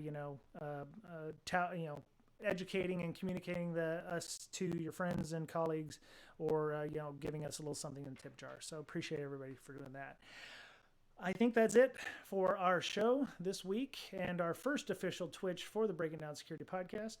I'm Brian Brake, Mr. Betcher, Shannon Noonan, Stacey Cameron. Stacey and Shannon, thank you again so much for coming. It was awesome to have y'all on, and yeah, we'll have to do this again very soon. So, Absolutely. Thanks. Cool. Absolutely. Thank you. All right, everyone, have a great week. Be kind to one another. Stay safe, especially our friends in Ukraine. Everything will hopefully get better soon. And take care of yourselves, because as we're fond of saying here on the podcast, you're the only you have. And we'll talk to you again soon. Bye-bye.